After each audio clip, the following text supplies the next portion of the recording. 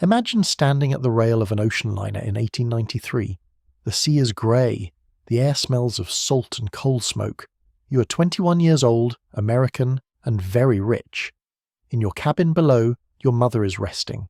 Your father is in the smoking room, and beside you stands a woman you have known for only 3 weeks, a French translator hired by your parents to smooth your entry into European society. She speaks 4 languages. She knows everyone worth knowing. She has impeccable manners and expensive taste. She will help you navigate balls and dinners and the complicated rituals of aristocratic life. She is indispensable. You do not yet know that she will also rob you blind.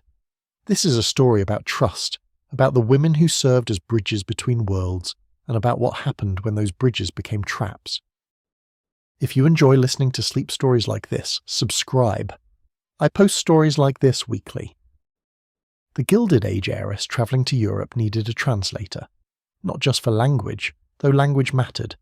She needed someone who understood the unspoken rules, someone who could explain why a duchess expected to be addressed before a countess, why you never arrived first to a dinner party, why certain families refused to speak to certain other families despite sitting in the same room. The etiquette was baroque and unforgiving.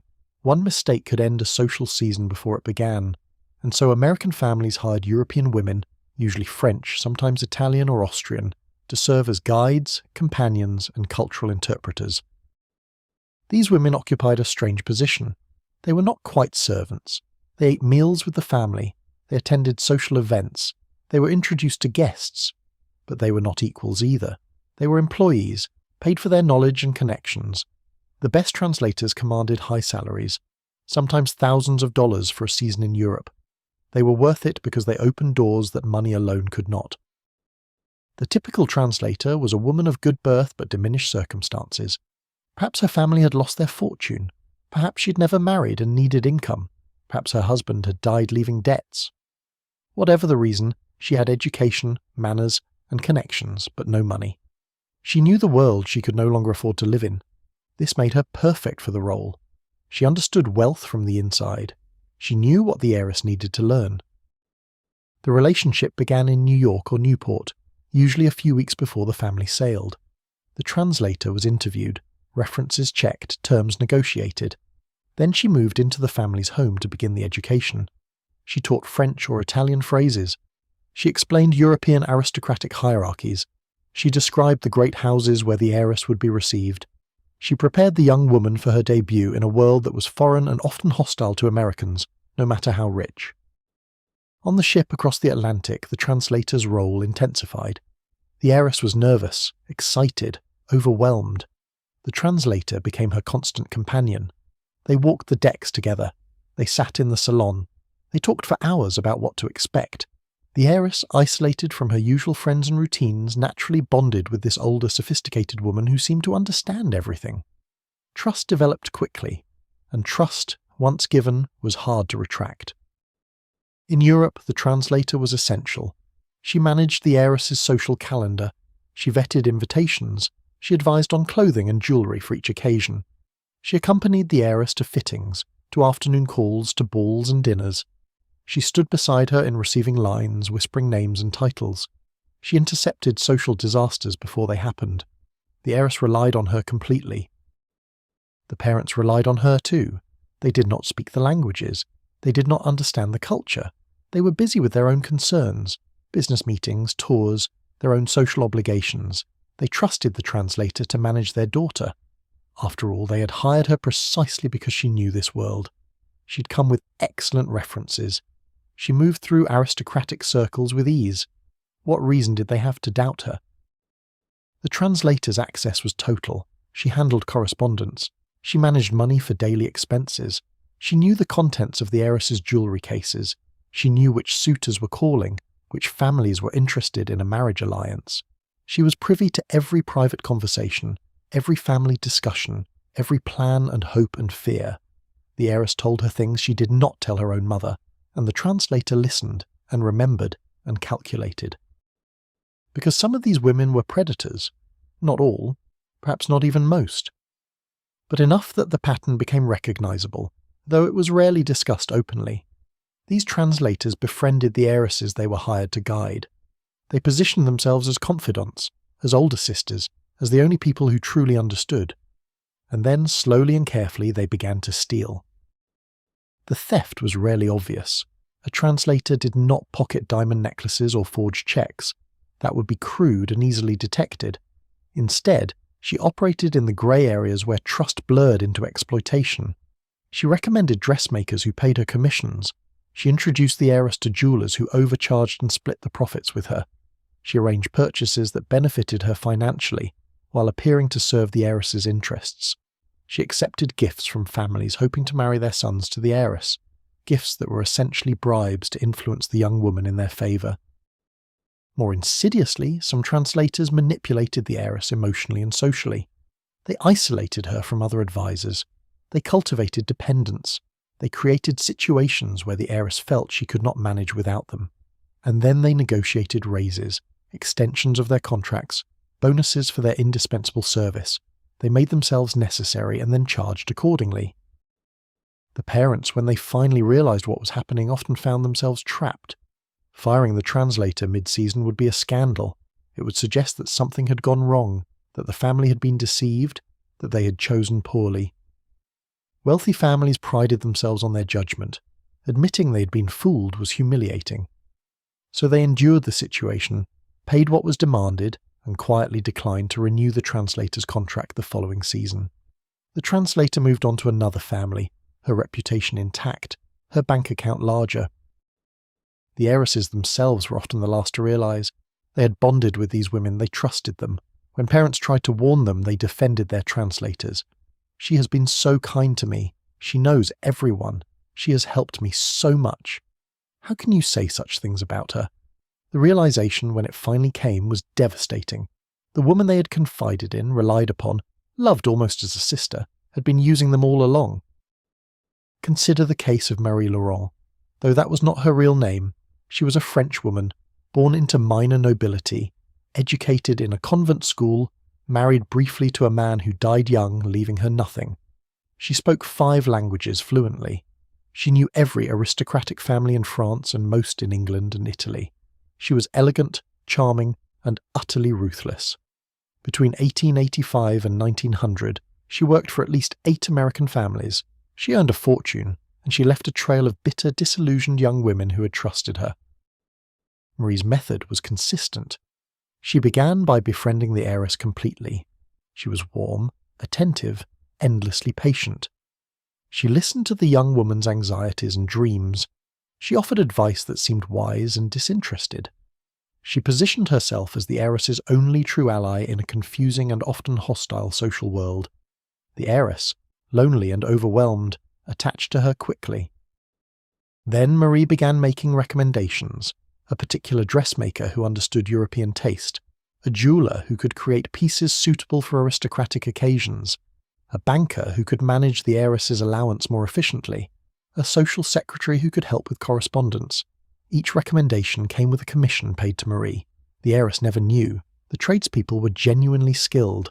The services were real. But the costs were inflated, and Marie took her cut. Marie also accepted payments from families seeking alliances. If a count was interested in marrying the heiress, his family would approach Marie privately. They would offer her money, sometimes thousands of francs, to encourage the match, to speak well of the count, to arrange opportunities for him to court the heiress without interference. Marie took the money. Then she subtly guided the heiress toward or away from the match, depending on which paid more. She was loyal to whoever offered the highest price. When one family grew suspicious, Marie moved smoothly to the next. Her references were always excellent because the families she left behind were too embarrassed to admit they had been manipulated. They wrote bland letters of recommendation rather than confess their poor judgment. And so Marie continued, season after season, accumulating wealth and never facing consequences. She was not unique. There were others like her throughout Europe, women who saw American heiresses as opportunities to be exploited. They varied in their methods and their audacity, but the core pattern remained the same: befriend, isolate, manipulate, profit. The heiresses, naive and trusting, never suspected until it was too late. The translator's role was inherently one of power imbalance. She had knowledge the heiress desperately needed. She controlled access to the social world the heiress was trying to enter. She stood between the heiress and potential disaster. This position gave her leverage.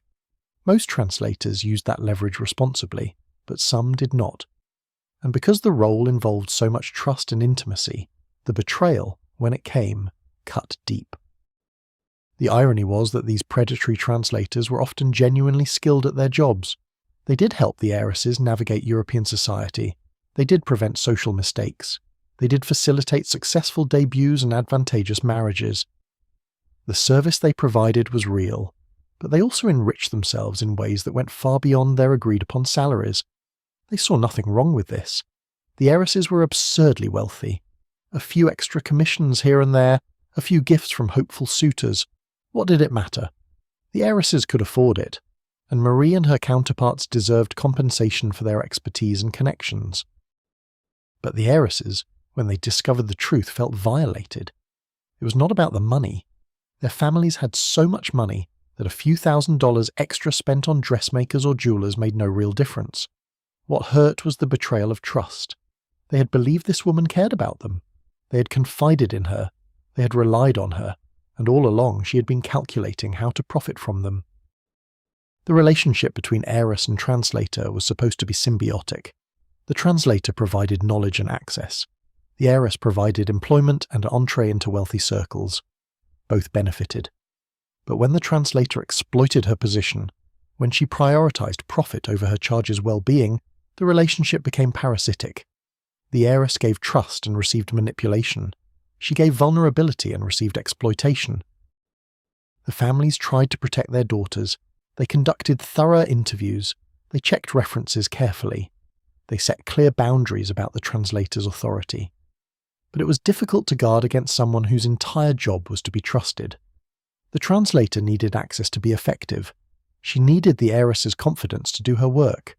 Distinguishing between appropriate intimacy and inappropriate manipulation was nearly impossible until after the damage was done. And the damage was real. Heiresses who had been betrayed by their translators became suspicious and guarded.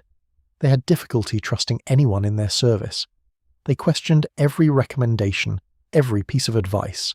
Some withdrew from social life entirely, too scarred by the experience to try again. Others hardened, becoming cynical and cold. The warmth and openness that had made them vulnerable in the first place disappeared. They learned to protect themselves, but they lost something in the process. The translator, meanwhile, moved on. If she was skilled enough, she found new employment easily. Her reputation remained intact as long as her former employers stayed silent, and they usually did. Speaking publicly about being deceived suggested gullibility, poor judgment, weakness. Wealthy families protected their reputations by protecting the reputations of those who had wronged them. It was an absurd system, but it persisted. By the early 1900s, some families had learned. They hired translators more carefully. They monitored their activities more closely. They rotated translators so no single woman gained too much influence. They established financial controls. The predatory translator found her opportunities diminishing. But for decades she had operated freely, enriching herself at the expense of young women who had trusted her completely. The story of the scandalous translator is not well known. It does not appear in most histories of the Gilded Age. It was too embarrassing, too private, too complicated to discuss publicly. But it happened. Again and again, across decades, in cities throughout Europe, translators betrayed the heiresses they were hired to guide. They stole money, manipulated emotions, and violated trust. And they got away with it because the system that employed them was built on appearances, and appearances required silence. The heiress arrived in Europe expecting adventure. She had been raised in New York or Boston or Philadelphia, in a mansion staffed by servants, in a world of wealth and privilege. But American society, for all its money, lacked one thing that mattered deeply to her parents: titles, history, the patina of old aristocracy. Europe had these things, and so the heiress was sent across the ocean to acquire what money alone could not buy: a place in the oldest, most exclusive circles in the world. She was usually 18 or 19 years old. She had attended finishing school, she knew how to dress, how to walk, how to make polite conversation, but she did not know Europe. She did not understand the intricate hierarchies of the French aristocracy, or the labyrinthine protocols of the British peerage. She did not know which families were truly important and which merely pretended to be. She did not know how to navigate a social world that had existed for centuries before America even became a country. She needed guidance, and that is where the translator came in. The translator's first task was language instruction, though most heiresses already spoke some French. What they lacked was fluency in the particular French used in aristocratic circles. There was a vocabulary, a tone, a set of expressions that marked you as belonging or not belonging. The translator taught these. She corrected pronunciation. She explained idioms. She drilled the heiress on polite phrases for every possible social situation. Thank you for the invitation. What a lovely evening. I would be honoured to attend. How kind of you to include me. But language was only the beginning. The real education was in understanding how European aristocratic society functioned. The heiress learned that titles mattered more than money. A penniless duke outranked a wealthy banker. A countess with a crumbling estate held more social status than an industrialist with multiple palaces. Birth determined everything. Money could buy access, but it could not buy respect. The Americans were tolerated because they had wealth the aristocracy needed, but they were never truly accepted. They were always, on some level, outsiders. The translator explained the practical implications. When you enter a drawing room, you greet the highest-ranking person first. You do not seat yourself until invited. You do not speak unless addressed. You do not ask personal questions. You do not laugh too loudly or gesture too enthusiastically. You maintain composure at all times. Your face should be pleasant but not expressive. Your voice should be audible but not loud. You should blend into the room, neither drawing too much attention nor disappearing entirely. You are being judged constantly. Every gesture, every word, every expression is noted and evaluated. The heiress found this exhausting. In America, she had been encouraged to be lively, charming, spirited. Here she was expected to be subdued, correct, almost invisible. She had to unlearn everything that had made her popular at home and adopt a completely different persona. The translator coached her through this transformation. When the heiress spoke too enthusiastically, the translator gently touched her arm. When she laughed too freely, the translator gave a slight frown. When she asked a question that revealed her ignorance, the translator smoothly redirected the conversation. The heiress learned to watch the translator constantly for these subtle signals. The translator also educated the heiress about European families. She carried in her mind a detailed map of aristocratic genealogy, alliances, feuds, and scandals. She knew which families were ancient and respected, which were nouveau and striving, which were bankrupt and desperate for American money. She knew which young men were genuinely titled and which were impostors. She knew which mothers were pushy and which were formidable. She shared this knowledge with the heiress in long, detailed conversations. This count is charming but penniless. That duke is wealthy, but his family has a history of insanity. This marquis seems interested, but his mother will never approve an American match. That baron is suitable, but he's fourth in line and unlikely to inherit. The heiress absorbed this information desperately. She wanted to succeed. She wanted her parents' investment in her European debut to pay off. She wanted to return to America as the Countess of something, or the Duchess of somewhere. She wanted the social triumph that would prove she was worthy of her family's wealth and status.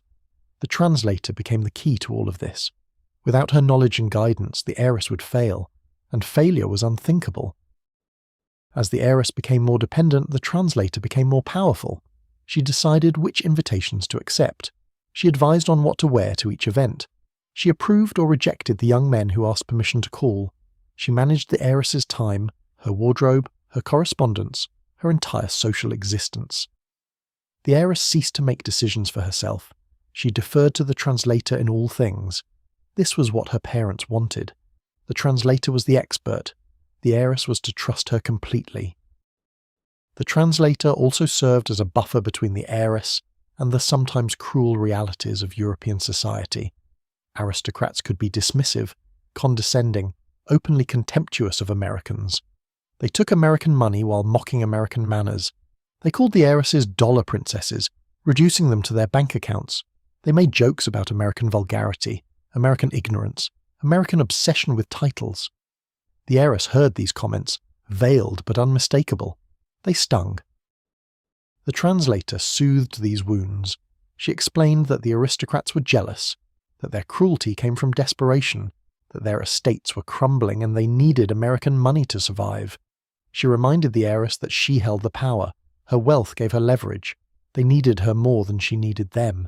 This was true, but it did not make the social experience less painful. The heiress smiled through dinners where she was barely acknowledged. She endured balls where she was excluded from private conversations. She accepted condescension with grace, because the translator told her it was necessary. Endure now, triumph later. The translator also managed the heiress's relationships with suitors. Young European men, and sometimes not so young men, pursued the heiress aggressively. They were charming, attentive, romantic in ways that American men were not. They wrote poetry, they sent flowers, they made dramatic declarations. The heiress, despite her education, was often swept away. The translator acted as a brake on these romantic impulses. She investigated the suitor's background. She assessed his financial situation and his family's standing.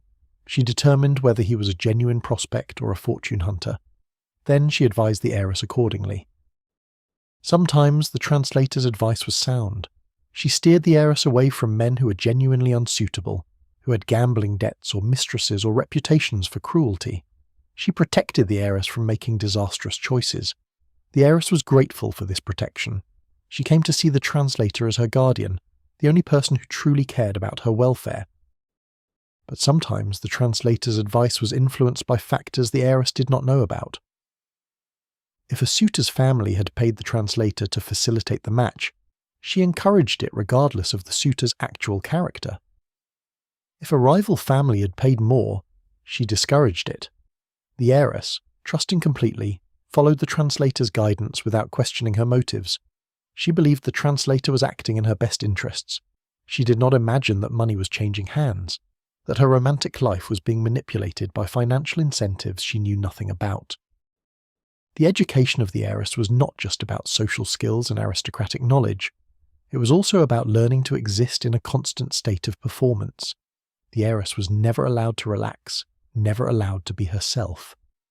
Every moment in public was a test. Every conversation could help or harm her prospects. She learned to monitor herself constantly. Is my posture correct? Is my expression appropriate? Am I speaking too much or too little? Am I making a good impression? She became exhausted from the endless self-surveillance. The translator was the only person in front of whom the heiress could let down her guard, or so she believed. In their private conversations, in the heiress's bedroom or the hotel suite, the heiress confessed her anxieties, her loneliness, her doubts. She cried sometimes. She expressed frustration. She admitted she hated the constant judgment, the rigid rules, the feeling that she was always being evaluated and found wanting. The translator listened sympathetically. She offered comfort. She promised that it would get easier, that the season would end successfully, that the heiress would soon have the aristocratic marriage she sought. These intimate moments bonded them deeply. The heiress felt she had found a true friend, someone who understood her completely. What the heiress did not know was that the translator viewed these confessions differently. They were useful information. The heiress's vulnerabilities, her desires, her fears. All of this helped the translator manipulate her more effectively. If the heiress was desperate to marry quickly, the translator could push her toward a particular suitor. If the heiress was lonely, the translator could increase her dependence. The translator was not a friend. She was a professional, and her profession was managing heiresses for profit. The education continued throughout the season. The heiress attended balls, dinners, operas, weekends at country estates. At each event, the translator coached her before, monitored her during, and debriefed her after. What went well? What could be improved? Who showed interest? Who should be pursued? The heiress's life became a series of performances, each one analysed and critiqued. She improved, certainly. She became more polished, more confident in aristocratic settings, but she also became more artificial, more separated from her authentic self. By the end of the season, the heiress often felt she did not know who she was anymore. The person she had been in America seemed like a stranger. The person she was becoming in Europe felt like a costume she could never remove. She had learned to navigate aristocratic society, but at the cost of losing herself. The translator had educated her thoroughly. But the education had transformed her in ways she had not anticipated. She was no longer quite American and not yet European. She existed in a liminal space, performing a role that exhausted her. And through it all, the translator remained by her side. Constant, indispensable, trusted completely. The heiress could not imagine managing without her, and that, of course, was exactly what the translator intended. The theft was never crude. A skilled translator did not pocket jewellery or forge signatures. That would be easily discovered and swiftly punished.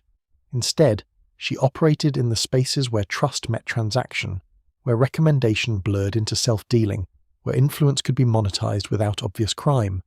The mechanisms were subtle, varied, and difficult to detect.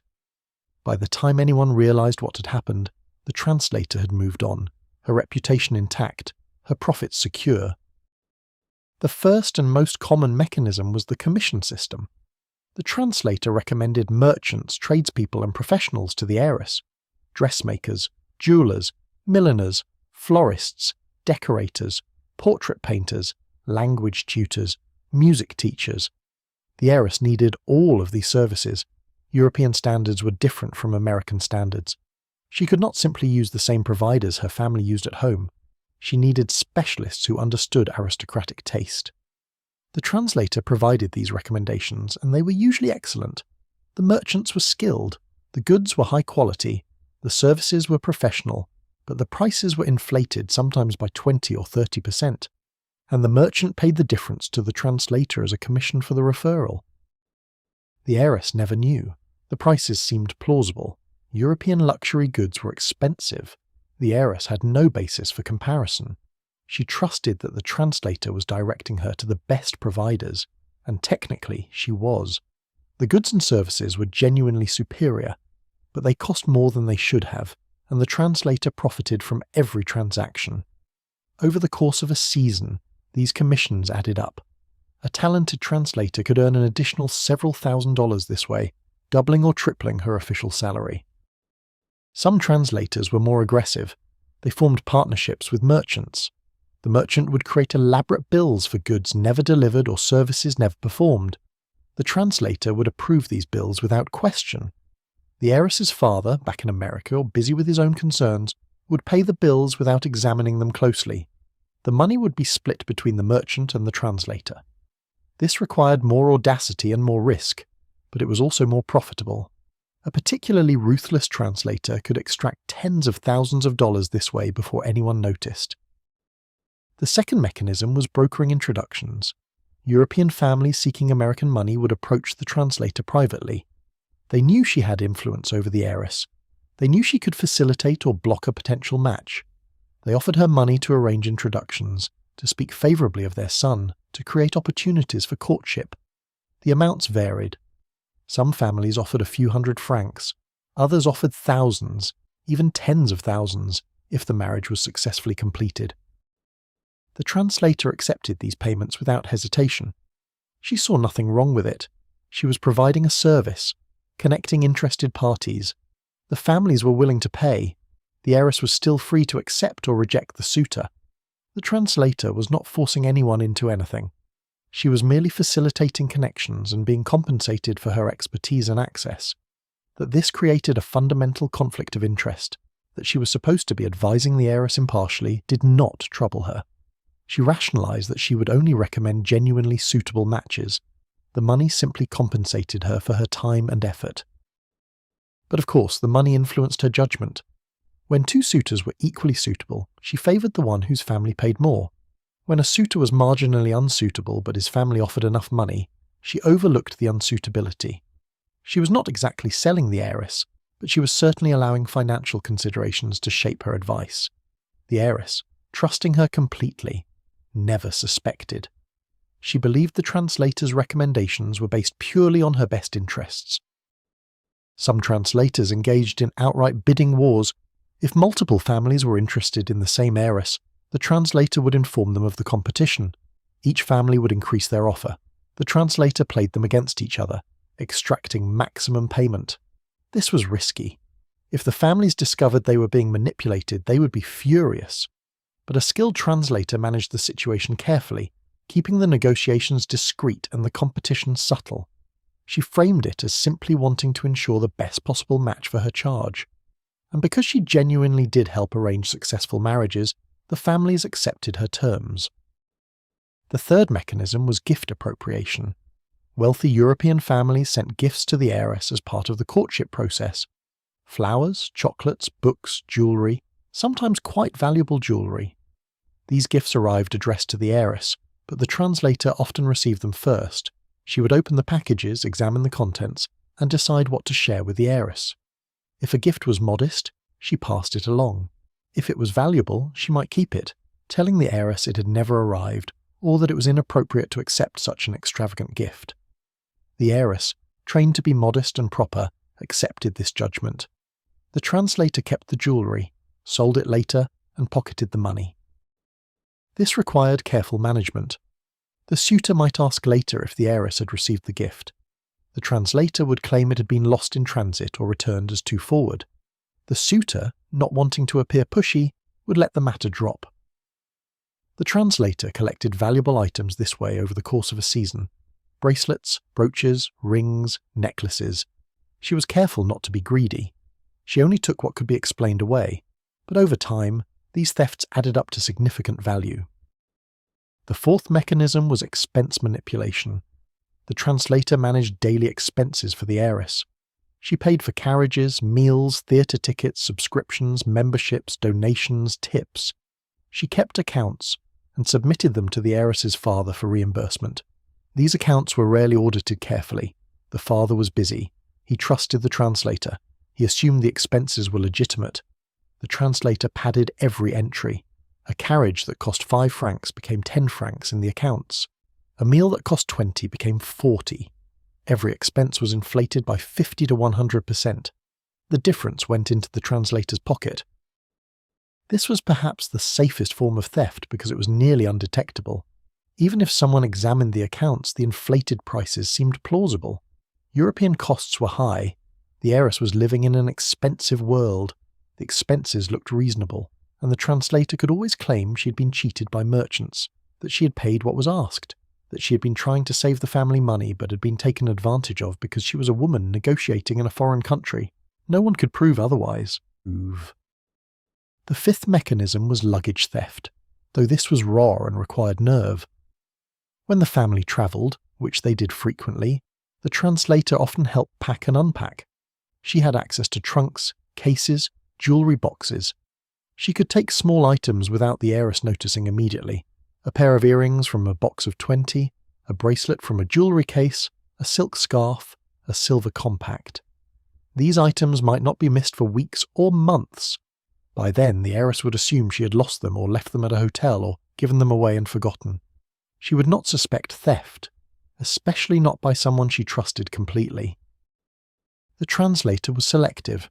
She took items that were valuable but not unique, things that could be replaced, things the heiress would not mourn deeply. She avoided taking anything with sentimental value or anything so distinctive that it could be traced. She sold the stolen items discreetly, through fences or pawn shops in cities where she was unknown.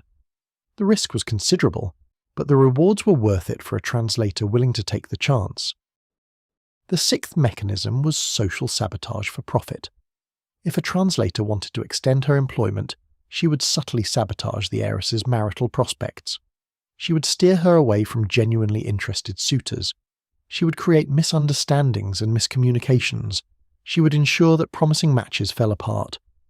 This kept the heiress on the market longer, which meant the translator remained employed longer. She did this carefully, never so blatantly that she could be accused of incompetence. She simply ensured that each season ended without a firm engagement, which meant the family hired her again the following season. This was particularly cruel because it played directly against the heiress's and her family's interests. They wanted a successful marriage. The translator was supposed to facilitate this. Instead, she prolonged the process to maximize her earnings. She rationalized that she was giving the heiress more time to make the right choice, that rushing into marriage was unwise, that another season would yield better options. But the truth was she was manipulating the situation for her own financial benefit. The seventh mechanism was blackmail, though this was rare and extremely dangerous. A translator who learned damaging secrets about the heiress, an indiscretion, a forbidden romance, a scandal avoided, could threaten to reveal this information unless paid to remain silent. This was the most overtly criminal mechanism, and most translators avoided it because the risks were enormous. If caught, she would be ruined, possibly prosecuted.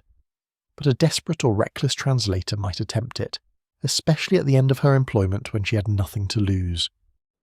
The genius of these mechanisms was their cumulative effect. No single theft was large enough to trigger alarm. The commission from a dressmaker, the payment from a suitor's family, the padded expense account, each seemed minor. But over the course of a season, a skilled translator could extract tens of thousands of dollars beyond her salary. She did this while appearing to serve the heiress faithfully. She provided genuine value. She helped navigate a complex social world. She facilitated successful debuts and marriages, but she also enriched herself systematically at the heiress's expense. The translator justified her actions easily. The heiresses were absurdly wealthy. A few $1,000s meant nothing to them. They would spend more on a single ball gown without thinking. The translator, meanwhile, was working hard for modest pay.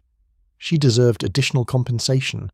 She had connections and knowledge that took years to acquire. She was entitled to profit from these assets. The heiresses would marry wealthy aristocrats and live in luxury for the rest of their lives. The translator would have only what she could earn during these brief seasons of employment. Why should she not maximize her earnings?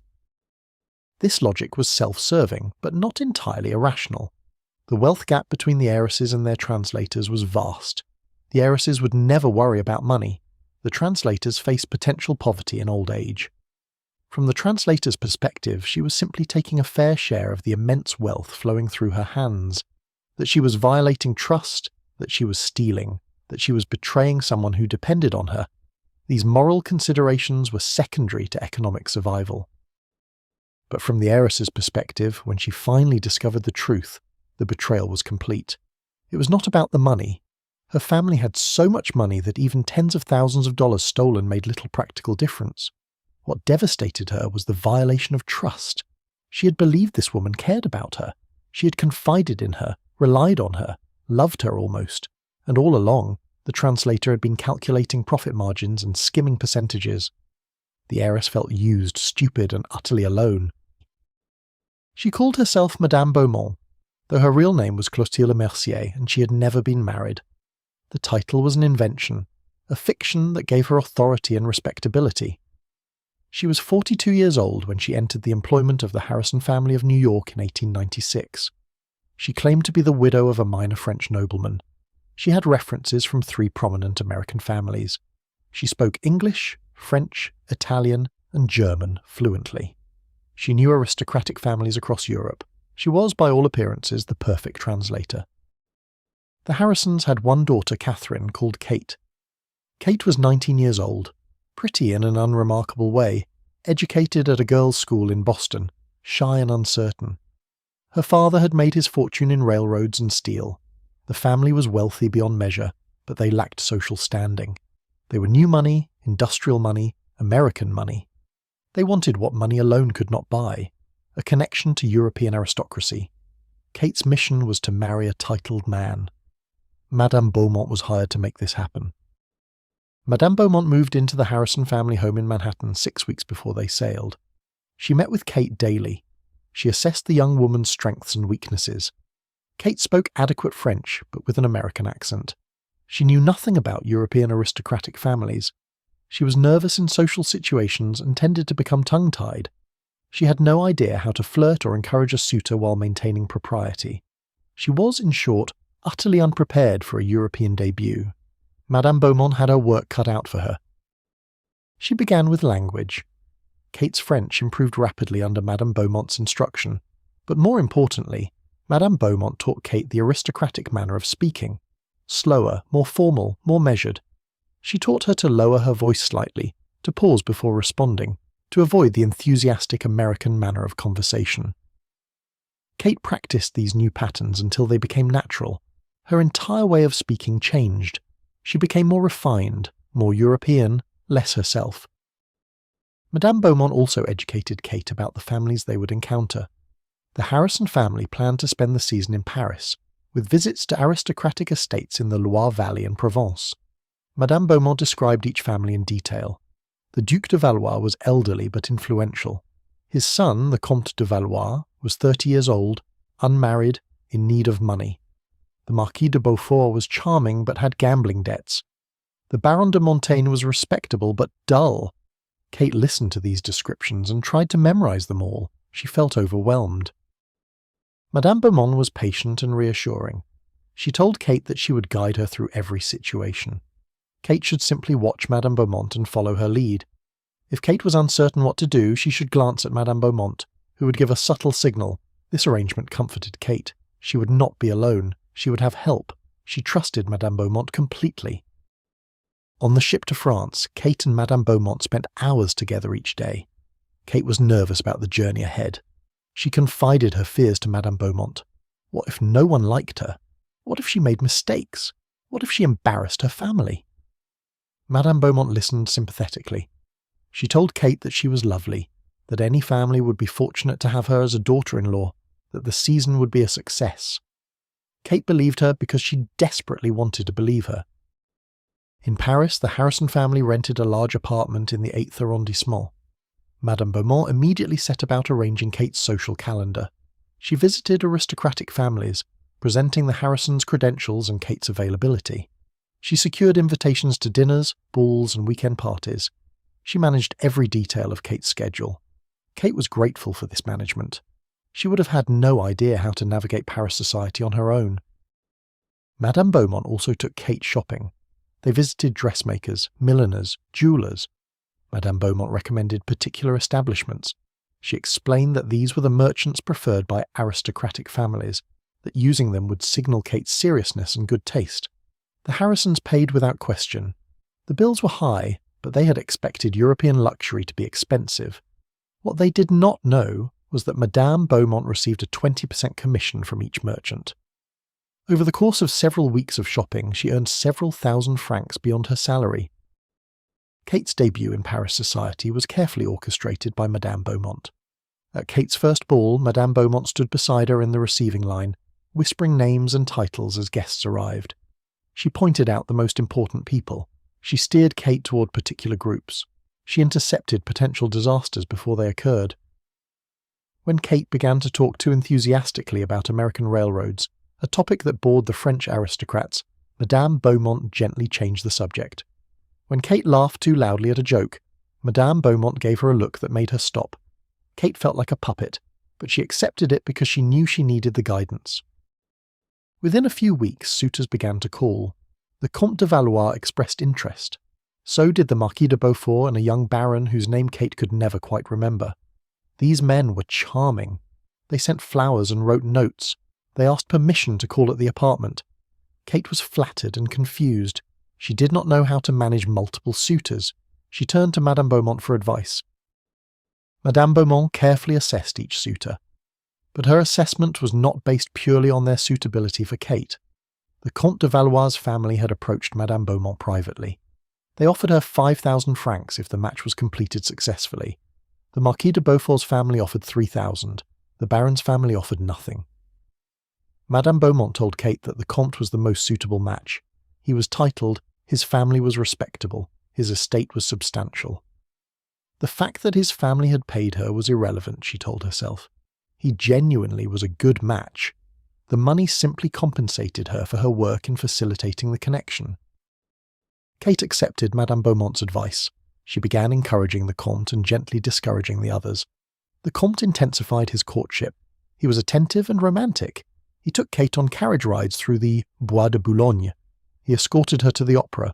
He spoke of his family's estate in the Loire, of the life they would have together. Kate found herself falling in love, or something like love.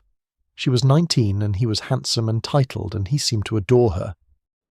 Meanwhile, Madame Beaumont continued to enrich herself through other mechanisms. She managed Kate's expenses and padded every account. A carriage ride that cost 10 francs became 20 in her reports to Mr. Harrison.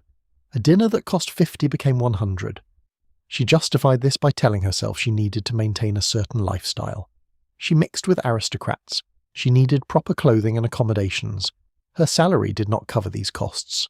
The padding of expenses was simply necessary. Madame Beaumont also received gifts intended for Kate and kept some of them. When the Comte sent a bracelet, Madame Beaumont examined it carefully. It was valuable, but not unique. She told Kate that such an expensive gift was inappropriate before an engagement, that accepting it would suggest impropriety. Kate, trained to defer to Madame Beaumont's judgment, agreed to return it. Madame Beaumont kept it instead. She sold it later to a jeweller who asked no questions. She received 1,500 francs. The Harrisons trusted Madame Beaumont completely. Mr. Harrison was busy with business matters. Mrs. Harrison was managing their social obligations and did not have time to monitor Kate's every move. They relied on Madame Beaumont to protect their daughter and guide her toward a successful marriage. They had no idea she was stealing from them while doing so. By late spring, the Comte proposed. Kate accepted. The Harrison family was jubilant. They had achieved their goal. Kate would be a comtesse. The wedding was planned for the following year, after a suitable engagement period.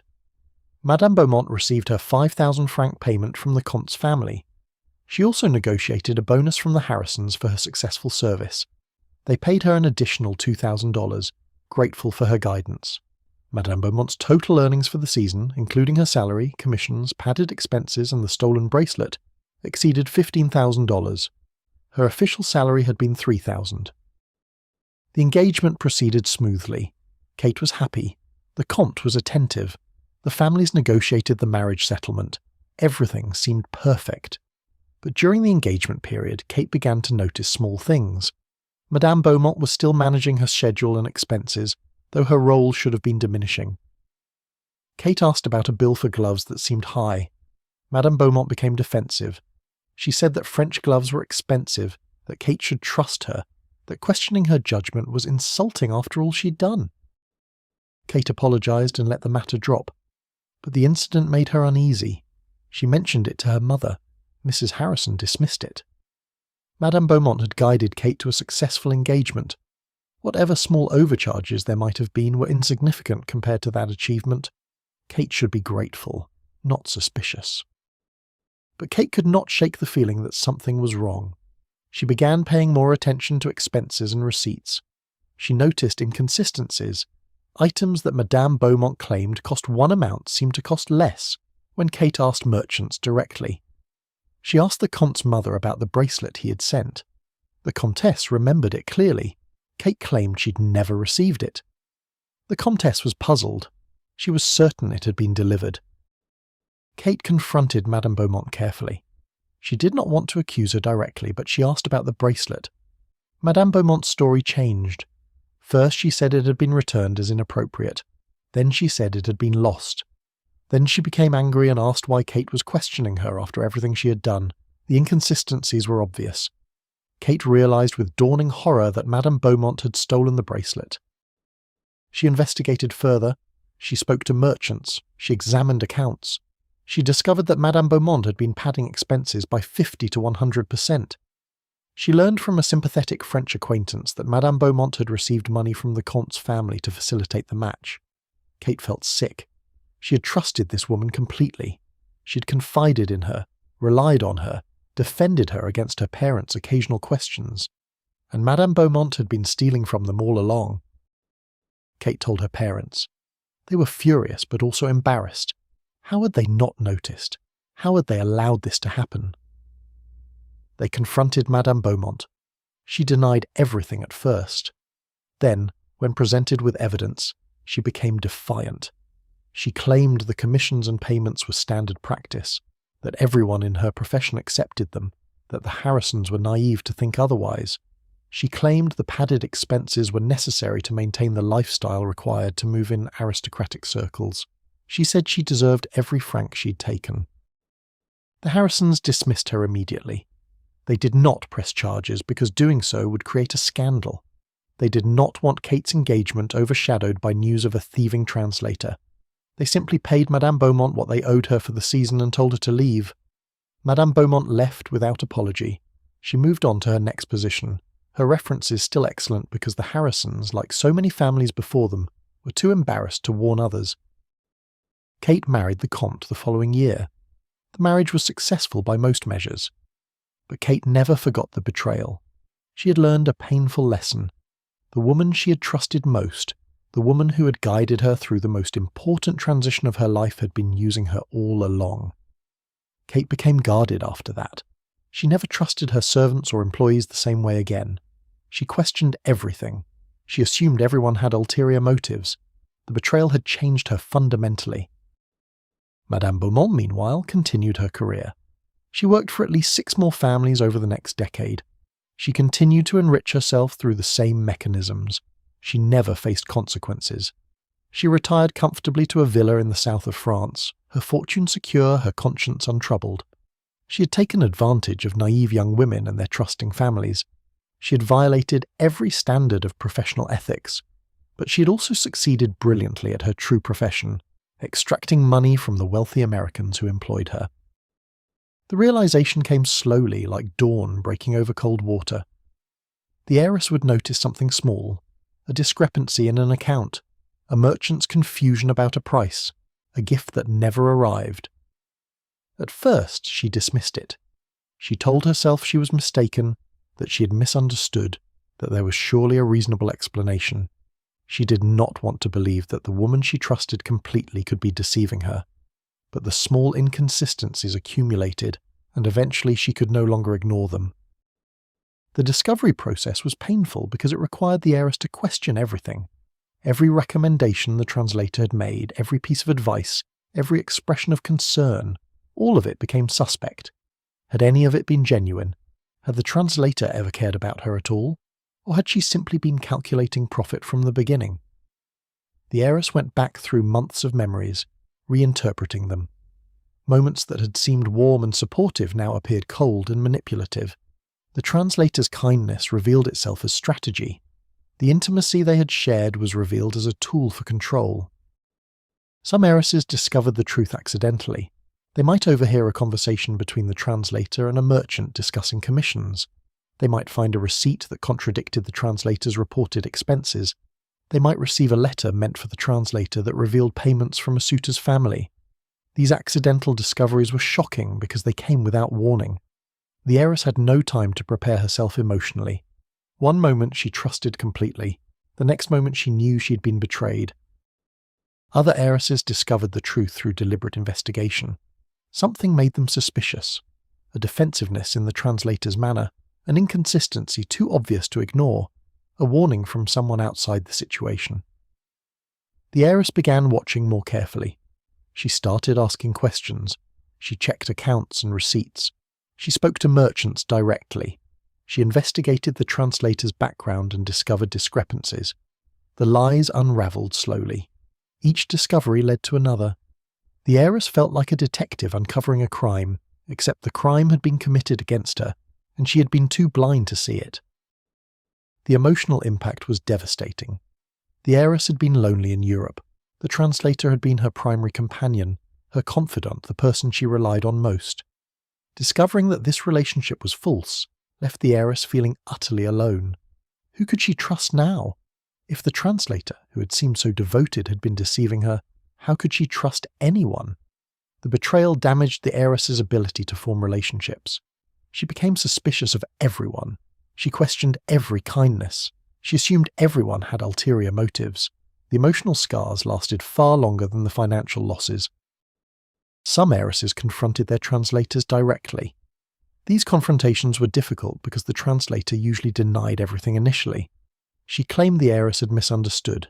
She insisted the commissions were standard practice and fully disclosed. She said the expense padding was necessary to deal with dishonest merchants. She framed herself as the victim, accused unjustly by an ungrateful employer. The heiress, uncertain and still partially trusting, sometimes accepted these explanations. She wanted to believe. She did not want to admit she had been fooled so completely. But when the evidence was undeniable, when the translator could no longer deny the theft and manipulation, the mask would slip. Some translators became defiant. They claimed they deserved the money, that the heiress was absurdly wealthy and would never miss what was taken, that they had earned every penny through their hard work. They showed no remorse. They felt entitled to what they had stolen. This defiance shocked the heiresses. They had expected apology, shame, at least some acknowledgement of wrongdoing. Instead, they received justification and contempt. Other translators became pathetic. They cried and begged forgiveness. They claimed they had been desperate, that they had debts, that they had made terrible mistakes but had meant well. They pleaded for the heiress to understand, to show mercy, to keep the matter private. These displays of emotion were sometimes genuine and sometimes calculated. The translator knew that creating sympathy might prevent prosecution, or at least preserve her reputation. The heiress, confronted with tears and pleas, often softened despite herself. She did not want to destroy someone, even someone who had betrayed her. The families, when they learned of the betrayal, reacted with fury and embarrassment. The fury was directed at the translator for her dishonesty, but there was also anger at themselves for being deceived, and sometimes displaced anger at the heiress for not noticing sooner. How had they all been so blind? The embarrassment was profound. Wealthy families prided themselves on their sophistication and judgment. Being fooled by an employee suggested they were naive, easily manipulated, less shrewd than they believed.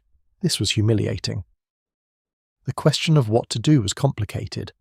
Prosecuting the translator would create a public scandal. It would require testifying in court, airing private financial details, admitting they had been deceived. The family's reputation would suffer. Other families would gossip. The heiress's marriage prospects, if she was not yet engaged, might be damaged. People might question her judgment. Potential suitors might wonder what other poor decisions she had made. The scandal could haunt the family for years. Most families chose silence. They dismissed the translator immediately. They refused to provide references, but they did not prosecute. They did not publicly accuse. They absorbed the financial losses, which were meaningful but not devastating, and tried to move on. This silence protected their reputation but also protected the translator. She could move to another family, her history unknown, and repeat the pattern. The system perpetuated itself because speaking publicly was worse than remaining silent. A few families did pursue legal action. They filed complaints with local authorities. They sued for recovery of stolen funds. These cases rarely succeeded. The theft was difficult to prove. The translator had been careful. Commissions could be explained as standard practice. Padded expenses could be blamed on dishonest merchants. Gifts could be claimed as lost or never received. Without clear documentary evidence, which was rare, the courts dismissed the cases. The families spent time and money on legal proceedings and received nothing. The experience only added to their frustration and sense of violation. The heiresses themselves struggled to process the betrayal. They often blamed themselves. They felt stupid for trusting so completely. They wondered how they had missed the signs. They questioned their own judgment. This self-blame was encouraged by society, which tended to fault victims for being deceived rather than condemning the deceivers. People asked, how could she not have known? Rather than, how could the translator have done this? The heiress internalized these questions. She carried shame for having been fooled. Some heiresses became determined to warn others. They wanted to prevent other young women from experiencing the same betrayal. But speaking openly was difficult. It meant admitting what had happened, which brought shame and embarrassment. It meant potentially facing questions about their own competence, and it meant risking retaliation from the translator, who might spread damaging rumours about the heiress in return. Most heiresses stayed silent, warned a few close friends privately, and hoped that somehow the translator would eventually face consequences. The financial impact varied. For some families, the amounts stolen were trivial compared to their overall wealth. Losing $10,000 or $20,000 was annoying, but not devastating. They could afford it. The emotional damage was far worse than the financial damage. But for other families, especially those whose wealth was more modest or whose fortunes were declining, the theft was significant. $20,000 represented a substantial portion of their annual income. They had stretched to afford the European season, hoping it would result in an advantageous marriage that would secure their daughter's future. Learning that a significant portion of their investment had been stolen was financially painful as well as emotionally devastating. The translators, once discovered, handled the aftermath in various ways. Some disappeared immediately. They left the city, changed their names, and started fresh elsewhere. The era made this relatively easy. There were no background checks, no centralized records, no way to track someone who wanted to vanish. A woman could move from Paris to Rome, from Rome to Vienna, from Vienna to London, each time presenting herself as a respectable widow with excellent credentials. Unless someone from her past appeared, she was safe. Others brazened it out. They stayed in the same city, maintained their social connections, and relied on the silence of their former employers. They knew that wealthy families would not publicly admit to being deceived. They counted on this shame to protect them, and they were usually right. They continued working, sometimes even receiving referrals from families who knew about their dishonesty, but who were willing to overlook it because she was skilled at her job and because finding translators was difficult. A few translators reformed. The discovery and confrontation shocked them into recognizing the harm they had caused. They stopped stealing, accepted more modest positions, and tried to rebuild their reputations through honest work. This was rare. Most translators who had successfully stolen once saw no reason not to do it again.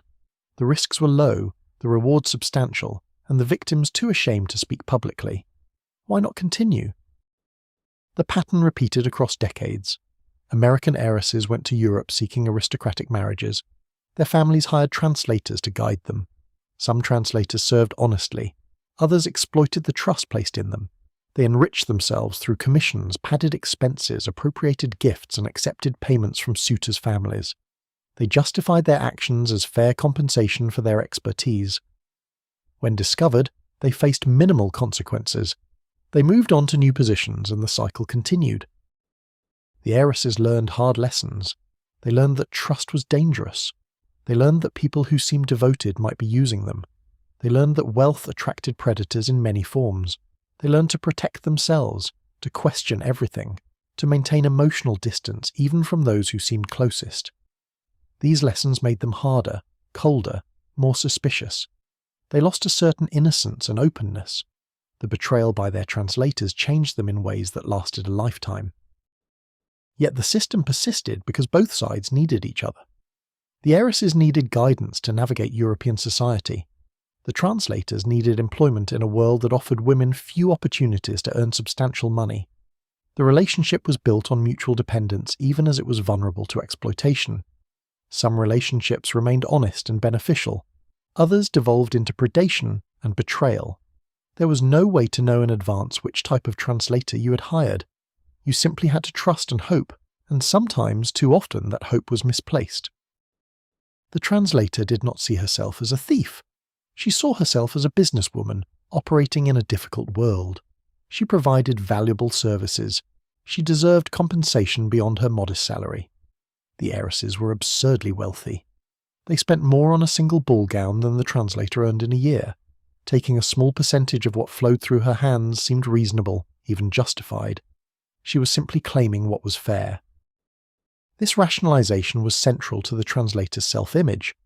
She could not admit to herself that she was stealing because theft required acknowledging that she was doing something wrong. Instead, she reframed her actions. The commissions from merchants were standard business practice. Everyone in her profession accepted them.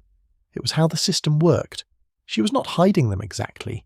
She simply was not mentioning them because the heiress would not understand. The heiress was young and naive. She did not understand how business worked in Europe.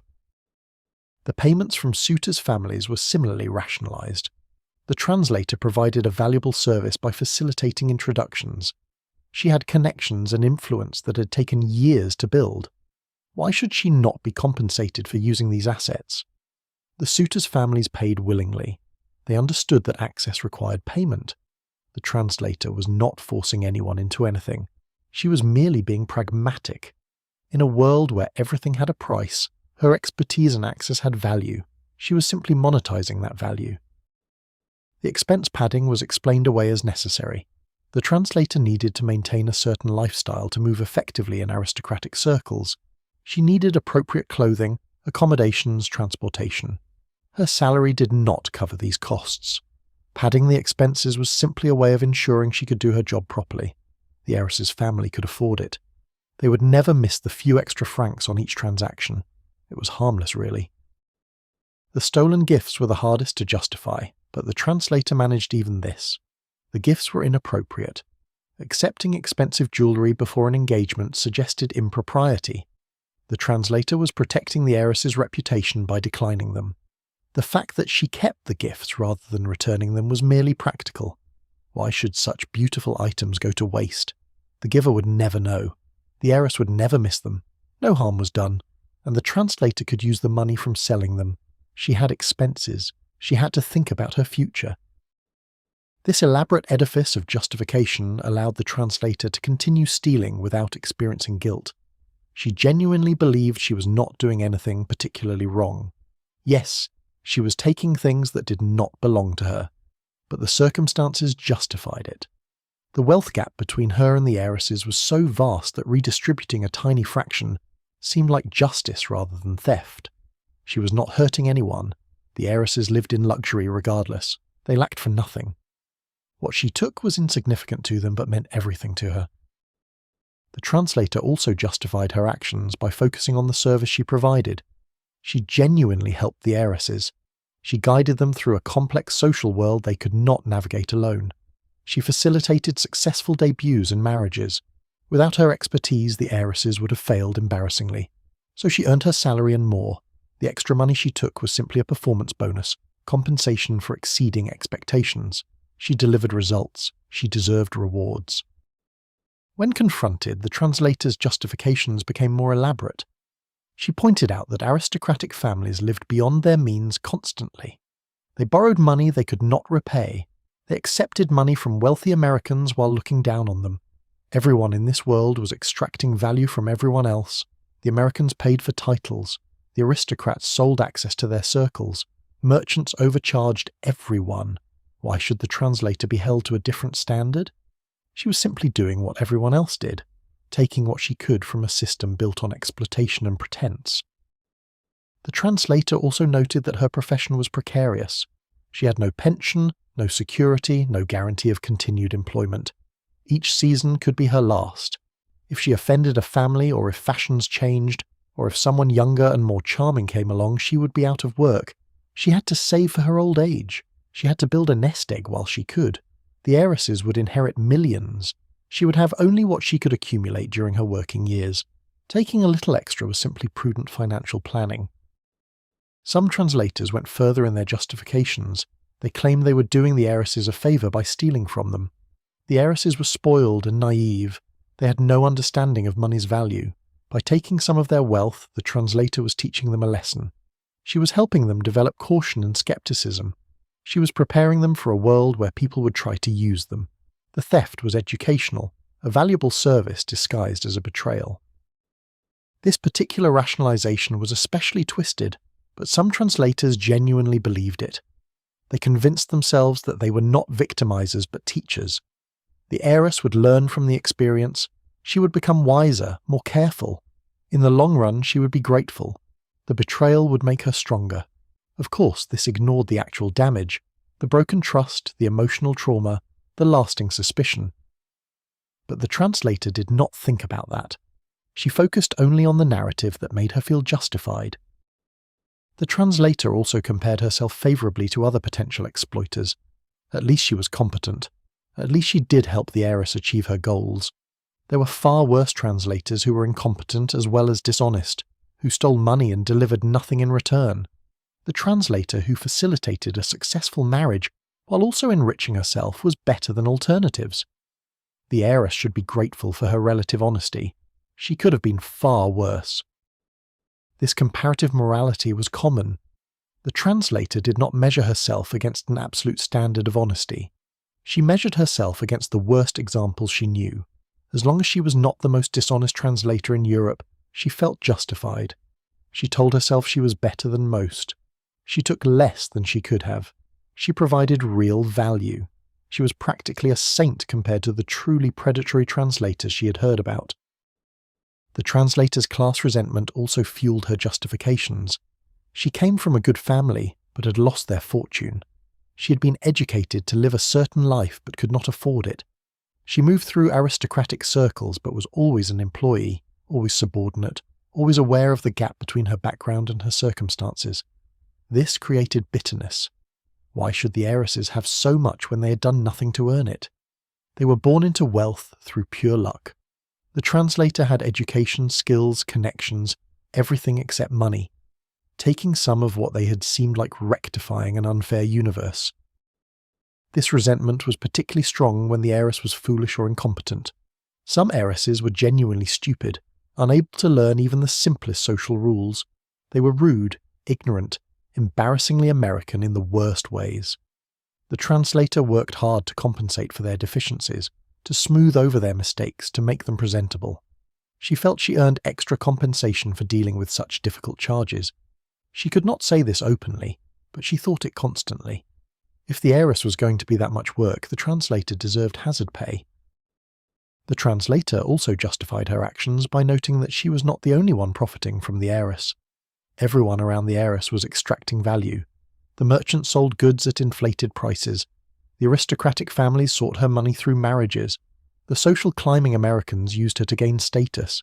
Even her own family saw her as a financial asset to be deployed strategically. Why should the translator be the only one not profiting? She was simply taking her share of what everyone else was taking. This whataboutism was effective at quieting the translator's conscience. She could point to countless examples of others benefiting from the heiress's wealth. She was not special or unusual. She was simply participating in a system that everyone understood. The heiress was a resource to be mined. The translator mined that resource somewhat more aggressively than her official role allowed, but she was hardly alone in exploiting the situation. The translator's justifications were aided by the fact that she rarely saw the consequences of her actions. When she moved on to a new position, she did not witness the heiress's pain and disillusionment. She did not see the broken trust, the tears, the lasting damage to the young woman's ability to form relationships. She simply moved to the next city, the next family, the next opportunity. The heiresses she left behind became abstract, their suffering unreal. She could tell herself they were fine, that they had recovered quickly, that the incident was minor and quickly forgotten. This distance allowed the translator to continue without guilt. If she had stayed and seen the actual impact of her betrayal, she might have felt remorse, but she never stayed. She disappeared before the full consequences became apparent. She told herself stories about what probably happened. The heiress probably laughed it off. The family probably considered it a minor annoyance. No one was really hurt. These stories were false, but they were comforting. They allowed her to sleep at night. The translator also benefited from a culture that blamed victims. When word spread that an heiress had been exploited by her translator, society often responded by questioning the heiress's judgment rather than condemning the translator. People asked how she could have been so trusting, so foolish, so naive. This reaction reinforced the translator's belief that she was not really at fault. If society blamed the victim, then surely the victim bore responsibility. The translator was simply taking advantage of someone who should have known better. It was the heiress's fault for being too trusting. This victim blaming was convenient for the translator. It absolved her of responsibility. It reframed her dishonesty as the natural consequence of the heiress's stupidity. She was not a predator. She was simply smarter than her prey. She was not immoral. She was pragmatic. She understood how the world worked. The heiress did not. That was the heiress's problem, not the translator's. In the end, the translator's justifications were self-serving rationalizations designed to protect her self-image. She could not see herself as a thief and maintain her self-respect. So she told herself stories that recast her actions as reasonable, even admirable. She was a shrewd businesswoman operating in an exploitative system. She was claiming fair compensation for valuable work. She was teaching naive young women important lessons about trust and caution. She was no worse than anyone else and better than most. These stories were lies, but they were necessary lies. They allowed her to continue doing what she did without facing the truth about herself. The heiress sat in her room at the Paris hotel. Outside, the city continued its elegant routines. Carriages rolled down the boulevards, cafes filled with afternoon crowds. But inside, the heiress felt as though her world had collapsed. She had just discovered that Madame Beaumont, the woman she had trusted completely, had been stealing from her for months. The betrayal was so complete, so unexpected, that she could not yet process it fully. She simply sat, numb, staring at the receipts and letters that told the story of her deception. The first emotion was disbelief. This could not be true. There must be some mistake, some misunderstanding. Madame Beaumont had been so kind, so helpful, so devoted. She had guided the heiress through every social situation. She had listened to her fears and reassured her. She had become almost a second mother, or perhaps an older sister. The idea that this woman had been calculating profit the entire time seemed impossible. The heiress wanted to reject the evidence, to find an alternative explanation. But the facts were undeniable. The theft had happened. The betrayal was real. After disbelief came anger. How dare she? How dare Madame Beaumont abuse trust so thoroughly? The heiress had confided in her, relied on her, defended her against her parents' occasional doubts. She had believed in their relationship, and all along, Madame Beaumont had been using her. The anger was hot and righteous. The heiress wanted to confront Madame Beaumont, to scream at her, to make her feel the pain she had caused. She wanted justice, punishment, acknowledgement of wrongdoing. She wanted Madame Beaumont to hurt the way she hurt. But beneath the anger was something deeper and more painful. Humiliation. How had she been so blind? The signs must have been there. Why had she not seen them? Other people must have known or suspected. Did they think she was stupid? The heiress replayed months of memories, seeing them differently now. Moments that had seemed warm revealed themselves as manipulative. Advice that had seemed wise now appeared calculated. Every interaction had been contaminated by Madame Beaumont's dishonesty. The heiress felt like a fool. This humiliation was compounded by the knowledge that others would know. Her parents knew. They had questioned her judgment. The servants knew. They had probably suspected something before she did. Other families in their social circle would learn. They would gossip. They would say she had been naive, easily deceived. The humiliation was public as well as private.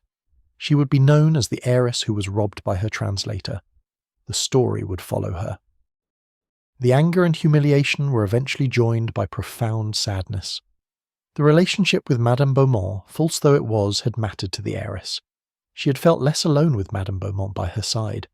She had believed she had found someone who understood her, who genuinely cared about her welfare. Learning that this was an illusion was devastating. The heiress grieved for the relationship she thought she had. She grieved for her own innocence, for the trust she would never be able to give so freely again. Sleep became difficult. The heiress lay awake at night, her mind racing. She replayed conversations, looking for clues she'd missed. She imagined different versions of confrontations with Madame Beaumont. She worried about what others were saying. She felt a gnawing anxiety that would not subside. During the day, she tried to maintain composure, to fulfill her social obligations, but inside she was unravelling.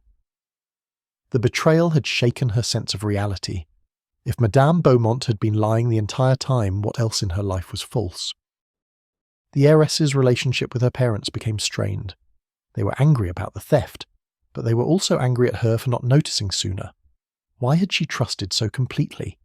Why had she not been more careful? Their questions, however well-intentioned, felt like accusations. The heiress became defensive. She withdrew from them emotionally. She stopped confiding in them about anything. If they thought she was naive and foolish, she would simply stop sharing her thoughts and feelings. The distance between them widened. Her upcoming marriage to the Comte, which had seemed wonderful before, now filled her with anxiety. Had Madame Beaumont's influence shaped her choice? Would she have chosen the Comte without that guidance? Was the relationship genuine, or had it been orchestrated by someone being paid to arrange it? The heiress found herself questioning her own feelings.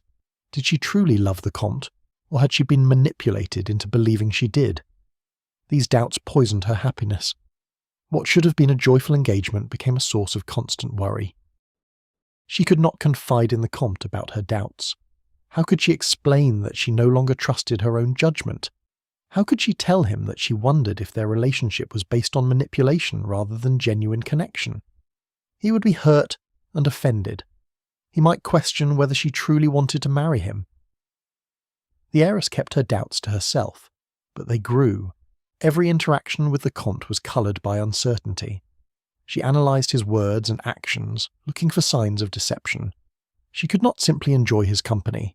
She was always watching, always questioning. The heiress's social life became excruciating. At balls and dinners she wondered who else knew about the scandal, who was gossiping about her, who thought she was foolish. She became hypersensitive to perceived slights. If someone did not greet her warmly, she assumed they were judging her. If conversation lulled when she approached, she assumed they had been discussing her. She could not relax in social situations. She was always on guard, always anxious. Her friendships suffered. The heiress had formed tentative connections with a few other American women in Paris. But after the betrayal, she pulled back. She could not bear the thought that they might pity her or look down on her. She invented excuses to avoid social engagements. She claimed illness when she was simply too anxious to face people. Her isolation deepened. The very support system that might have helped her heal was something she pushed away because she could not tolerate vulnerability. The heiress also struggled with guilt. Madame Beaumont had been dismissed immediately. The heiress knew this meant Madame Beaumont might face financial hardship. Part of her felt this was deserved. Madame Beaumont had stolen from them. She deserved consequences. But another part felt guilty. What if Madame Beaumont had been desperate? What if she had been supporting family members? What if the heiress's accusation had destroyed her life? This guilt was irrational. Madame Beaumont had made her own choices, but it gnawed at the heiress nonetheless. Months passed. The heiress married the Comte.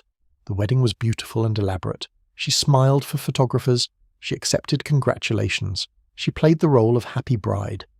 But inside, she felt disconnected from the entire experience. The betrayal had created a wall between her and genuine emotion. She went through the motions of her new life, but she did not fully inhabit it. She was performing rather than living. The emotional aftermath lasted far longer than anyone anticipated. Years later, as a comtesse living in France, the heiress still found herself unable to trust fully. She hired staff with extreme caution. She questioned their motives. She monitored them constantly. She never formed close relationships with employees, no matter how loyal they seemed. The betrayal by Madame Beaumont had taught her that trust was dangerous. She would not make that mistake again. Her relationship with her husband, though functional, lacked deep intimacy. She held part of herself back. She could not fully open herself to him emotionally. She loved him, or believed she did. But there was always a reserve, a protected core that she would not expose. The Comte did not understand this. He sometimes felt shut out of his wife's inner life. He could not reach her fully. The distance hurt him, but he accepted it as part of who she was. The heiress's children grew up with a mother who was cautious and withholding. She loved them, certainly. She provided for them. But she was not warm in the way children need. She could not give them unconditional trust. She taught them young to be suspicious, to question people's motives, to protect themselves. They grew up guarded like her. The emotional damage of her betrayal by Madame Beaumont extended across a generation. Occasionally the heiress wondered what had become of Madame Beaumont. Had she found another position? Had she continued stealing? Had she ever faced consequences? The heiress had no way of knowing. Madame Beaumont had disappeared into the vast anonymity of Europe. She was gone, but the damage she had caused remained. The heiress carried it with her always, the knowledge that someone she had trusted completely had betrayed her so thoroughly. In quiet moments, alone in her French chateau, the heiress sometimes tried to remember what it had felt like before the betrayal, before the knowledge, before the walls went up. She tried to remember what it was like to trust someone without reservation, to believe in relationships without constant vigilance. She could not quite recall that feeling. It seemed impossibly naive now, dangerous even. The world had taught her that trust was a luxury she could not afford. The irony was that Madame Beaumont had stolen relatively little money. The Harrison family was so wealthy that the financial loss was trivial. They had barely noticed it in their overall accounts. What Madame Beaumont had stolen that mattered was the heiress's ability to trust. That loss was immeasurable. It could not be repaid or recovered. It had changed the course of the heiress's life, shaped her personality, affected her relationships with her husband and children. The theft of money was nothing compared to the theft of trust. The heiress sometimes thought about other young women going through similar experiences. She knew she was not unique. Other heiresses were being betrayed by their translators at that very moment. They did not know yet. They still trusted. They would discover the truth eventually, and they would feel what she felt. The heiress wanted to warn them, but she did not know how. She could not bear to speak about her experience publicly. The shame was still too acute. so she remained silent and other young women suffered the same betrayal over and over. The emotional aftermath was the true cost of the translator's betrayal. The money could be replaced. The social embarrassment faded eventually, but the damage to the heiress's ability to trust, to connect, to be vulnerable, that damage was permanent. Madame Beaumont had enriched herself by a few $1,000s. In exchange, she had broken something fundamental in the young woman who had trusted her. The trade was monstrously unfair, but no one except the heiress seemed to notice or care. Across Europe, in different cities and different years, the same story unfolded again and again. The American heiress, hopeful and naive, arrived with her family. They hired a translator, a European woman with excellent references and polished manners. The translator befriended the heiress, guided her through the social season, and quietly enriched herself through various forms of theft and manipulation. When discovered, if discovered at all, she moved on to the next position. The heiress was left betrayed and distrustful. The pattern repeated endlessly. In 1898, another family from Philadelphia hired a translator in Rome. The translator called herself Contessa Rossini, though she had no title and had never been married. She was Italian, elegant and charming. She spoke English with a melodious accent. She knew everyone in Roman society. The family trusted her completely. Over the course of 6 months, she stole approximately $18,000 through padded expenses, appropriated gifts, and payments from suitors' families. When discovered, she claimed the family had misunderstood European customs. She left without apology and was hired by a Boston family 3 months later. In 1900, a translator in Vienna named Frau von Stein worked for a family from Chicago. She was Austrian, educated and impeccably dressed. She guided the heiress through the complexities of the Viennese court. She facilitated an introduction to a minor prince. The heiress became engaged. The family was delighted. What they did not know was that Frau von Stein had received $10,000 from the prince's family for arranging the match. When this was discovered after the engagement, the family felt deceived but could not cancel the wedding without scandal. They paid Frau von Stein her final salary and did not renew her contract. She moved to Berlin and continued her career. In 1902, a translator in London named Miss Pemberton worked for a family from San Francisco. She was English, refined, and well-connected. She introduced the heiress to aristocratic families. She managed every detail of the social season. She also forged invoices for goods never delivered and pocketed the money. The amounts were small individually, but added up to thousands of pounds over several months. When the family's accountant noticed the irregularities and investigated, Miss Pemberton was long gone. She had moved to Paris and was working for a New York family under a slightly different name. The pattern varied in details but remained consistent in structure. The translator established trust. She made herself indispensable. She operated in the grey areas where oversight was minimal. She enriched herself while appearing to serve faithfully. When discovered, she disappeared or deflected blame. She faced minimal consequences. She continued her career, moving from family to family, city to city, accumulating wealth at the expense of the young women who trusted her. Some translators were more ambitious than others. Marie-Laurent, mentioned earlier, operated on a grand scale. Between 1885 and 1900, she worked for 8 families. She earned over $100,000 beyond her salaries through various mechanisms of theft. She retired wealthy, living comfortably in Nice. She was never prosecuted. She maintained her reputation among certain circles as an excellent translator. The families she had deceived stayed silent, too embarrassed to admit how thoroughly they had been fooled. Other translators were more modest in their dishonesty. They took smaller amounts, enough to supplement their incomes but not enough to attract attention. They rationalized that they were simply being prudent, saving for the future. They did not see themselves as criminals. They saw themselves as underpaid professionals claiming fair compensation. These translators often worked for decades, serving dozens of families, quietly enriching themselves without ever being caught. The system perpetuated itself because of structural factors. First, the translator's role required trust. She needed access to function effectively. Monitoring her closely would undermine her ability to do her job, so families trusted her and hoped for the best. Second, discovering theft was difficult. The translator was careful. She covered her tracks. She operated in ways that were hard to detect without close scrutiny. By the time suspicions arose, months had passed and evidence was scarce. Third, the social cost of admitting deception was high. Families did not want to appear foolish. Speaking publicly about being deceived suggested poor judgment. Other families would question their competence. Potential social connections might be jeopardized. Silence protected the family's reputation, even though it also protected the translator. Fourth, legal recourse was limited. Proving theft required documentation that was often unavailable. Witnesses were scarce. The translator could claim misunderstandings or blame others. Court cases were expensive, time-consuming, and rarely successful. Fifth, the supply of translators was limited. Finding a qualified woman who spoke multiple languages, understood aristocratic society, and had the necessary connections was difficult. Families who had bad experiences with one translator often hired another from the same pool. The translators knew each other, though they rarely admitted it. They sometimes shared information about particularly naive families or particularly lucrative opportunities. An informal network existed, though it was never openly acknowledged.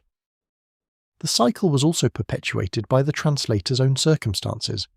Most came from genteel poverty. They had education and social graces but no money. The translator role offered them a way to maintain a certain lifestyle while earning income. But the salaries, though respectable, were not enough to secure their futures. They had no pensions, no safety nets. When they could no longer work, they faced potential destitution. This created pressure to maximize earnings while employed. Stealing was risky, but the alternative, old age and poverty, was terrifying. Some translators justified their actions by comparing themselves to the heiresses they served. The heiresses would inherit millions. They would never work. They would live in luxury for their entire lives. The translators had to work hard for modest pay. They would have only what they could save. The disparity seemed unjust.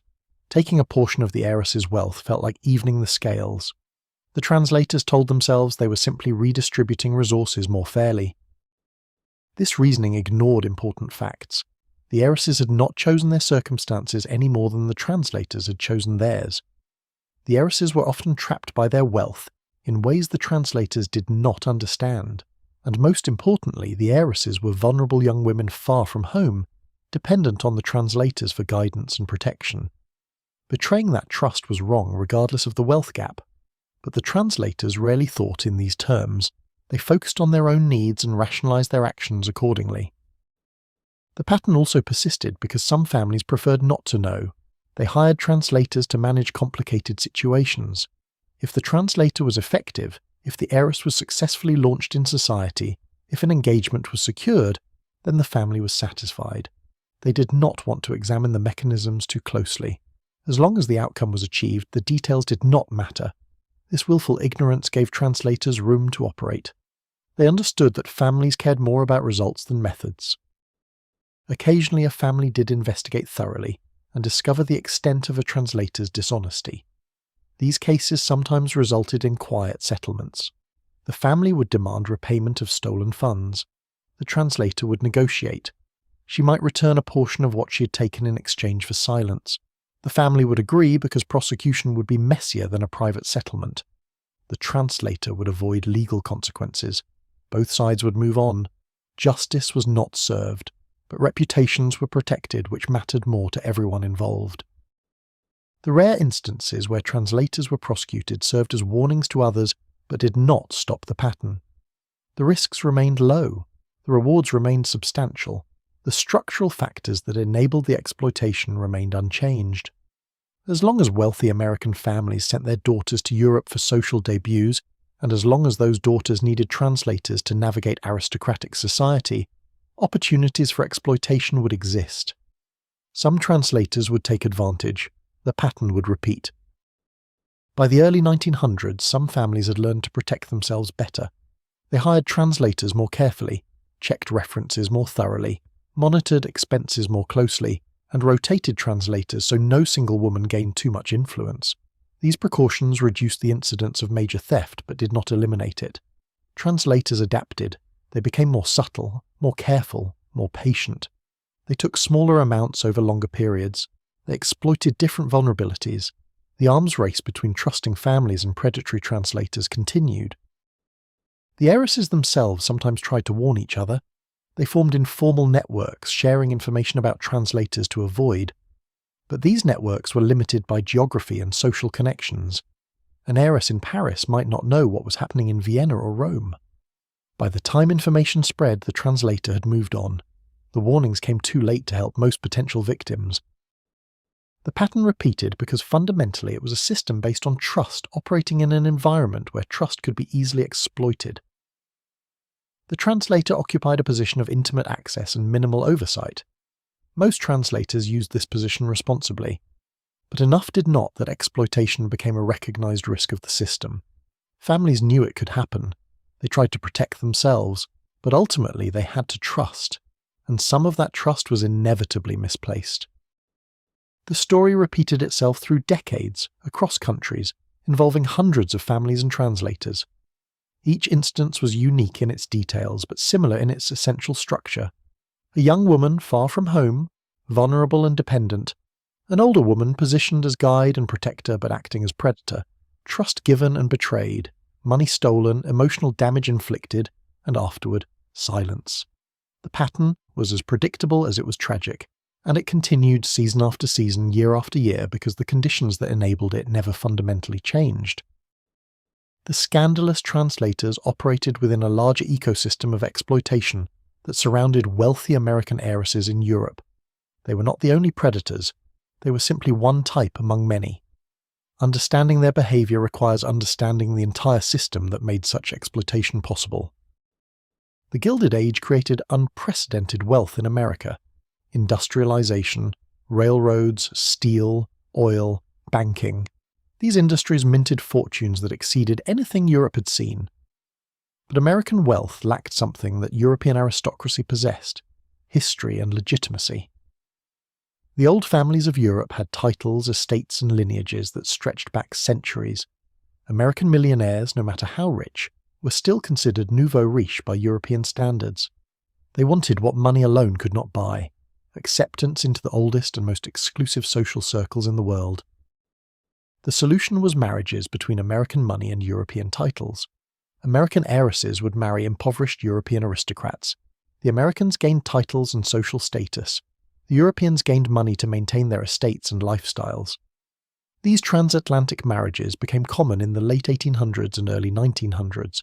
Hundreds of American women married titled Europeans during this period. The trade was explicit: dollars for coronets.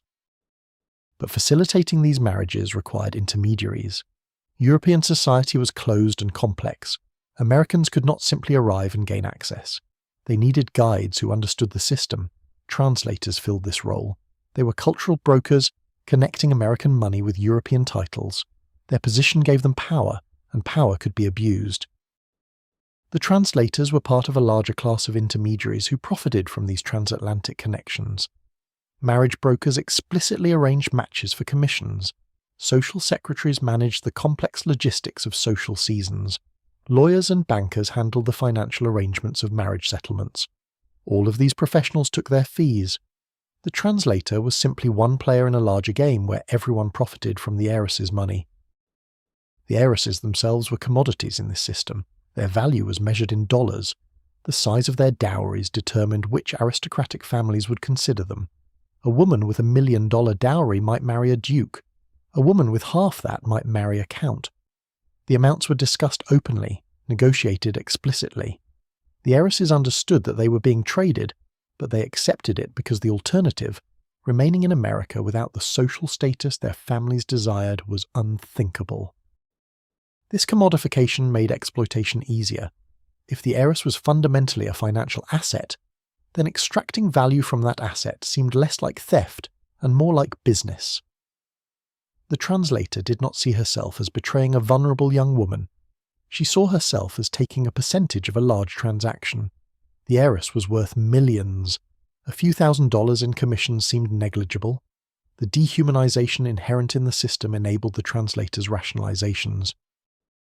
European aristocrats participated in their own form of exploitation.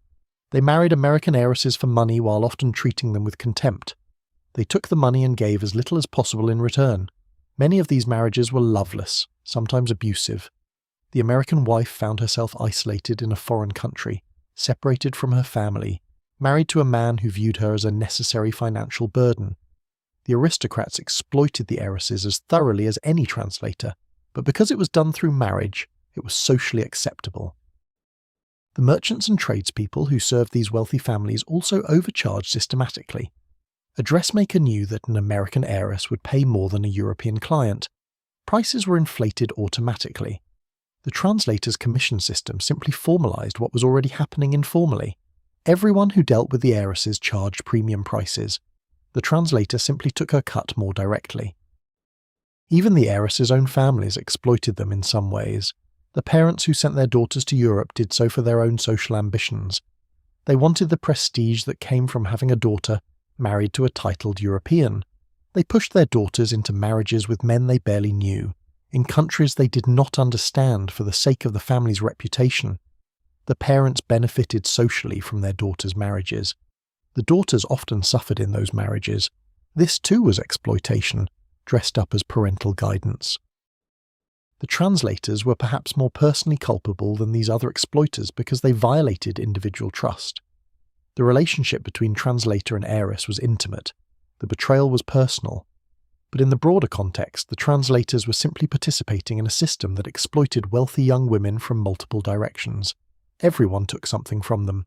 The translators simply did it more covertly. The heiresses' vulnerability came from multiple sources. They were young, often only 18 or 19.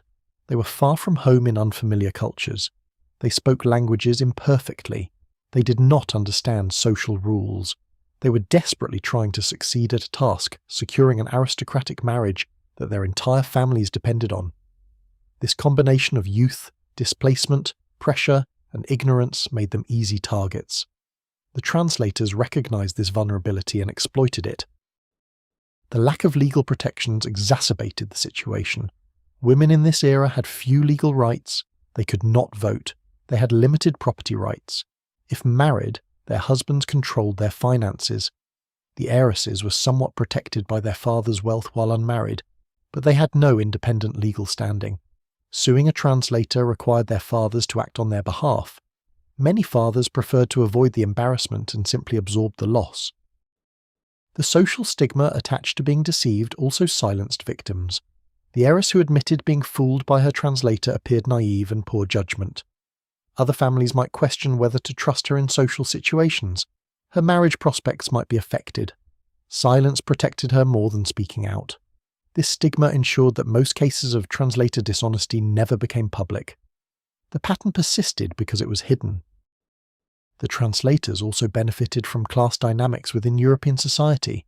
They came from good families, even if they had lost their money. They spoke with aristocratic accents. They knew the right people.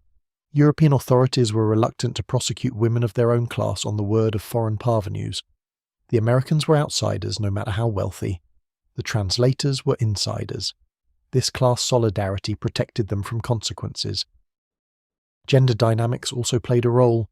All the players in this system were women: the heiresses, the translators, the mothers managing social debuts, the aristocratic women who decided who would be accepted. Men controlled the money and made final decisions about marriages, but the day-to-day social maneuvering was women's work. This created a complex environment where women exploited other women within a system ultimately controlled by men. The translators took advantage of other women because they themselves had limited options in a patriarchal society. The translators' exploitation was also enabled by distance. The heiresses came from America. If something went wrong, they were thousands of miles from home. They could not easily consult family members or American lawyers. They were isolated. The translator controlled their communication and their access to help. This isolation gave the translator tremendous power. The heiress had no one else to turn to. She was dependent on the very person who was exploiting her. The seasonal nature of social debuts also helped the translators avoid consequences. Each season lasted only a few months. By the time the heiress and her family realized something was wrong, the season was ending. They were preparing to return to America or move to a different city. There was no time for lengthy investigations or legal proceedings. It was easier to settle quietly and move on. The translator knew this. She timed her most egregious thefts for the end of the season, when oversight was minimal and the family was distracted. The translator's mobility was crucial to her success. She was not tied to one location. She could work in Paris one year, Vienna the next, Rome the following year. If problems arose in one city, she simply moved to another.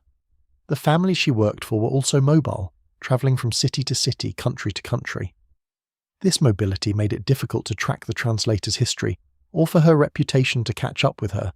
She stayed one step ahead of her past.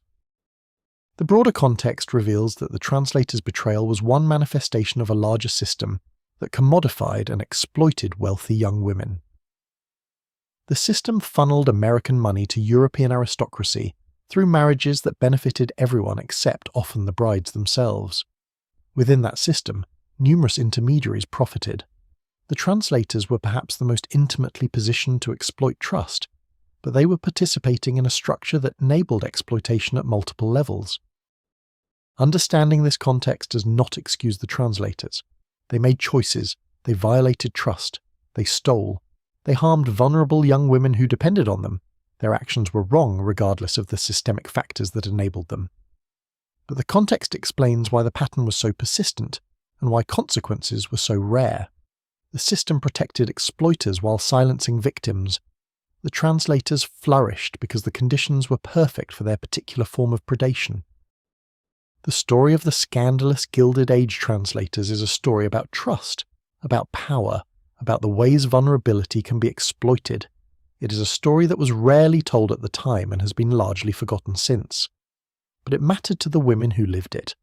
For them, the betrayal was not a historical footnote. It was a defining experience that shaped their lives. Trust is a strange thing. We give it hoping it will be honoured. We open ourselves to others hoping they will not hurt us. Most of the time, trust is rewarded. Most people are honest. Most relationships are genuine. But when trust is betrayed, especially when it is betrayed by someone close, someone we depended on, the damage is profound. The heiresses who trusted their translators completely and were betrayed thoroughly learned lessons about trust that affected them for the rest of their lives. Some became unable to trust anyone. They went through life suspicious, guarded, always watching for betrayal. This protected them from being hurt again, but it also prevented them from forming genuine connections. They lived in emotional isolation, safe but lonely. The translator's betrayal had closed them off from authentic relationships. They had paid a price for their earlier naivety, and they spent the rest of their lives determined never to be foolish again. Others learned to trust more carefully.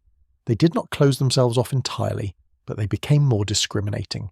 They watched for warning signs, they verified statements, they maintained healthy skepticism while still allowing some people into their lives. This was perhaps the healthiest response, though it came at the cost of spontaneity and the particular joy that comes from trusting without reservation. A few, remarkably, did not let the betrayal destroy their ability to trust. They acknowledged that they had been hurt, that the translator had wronged them, but they refused to let that experience define them. They continued to trust, continued to open themselves to others, continued to believe in the possibility of genuine relationships. This took extraordinary courage. They risked being hurt again. Some were hurt again, but they maintained their humanity in ways the others could not. The translators themselves mostly disappeared from history. A few left traces, court records, family letters, mentions in diaries, but most vanished without record. We do not know what became of them. Did they eventually feel remorse? Did they recognize the harm they caused? Or did they justify their actions until the end? We cannot know. They kept their secrets.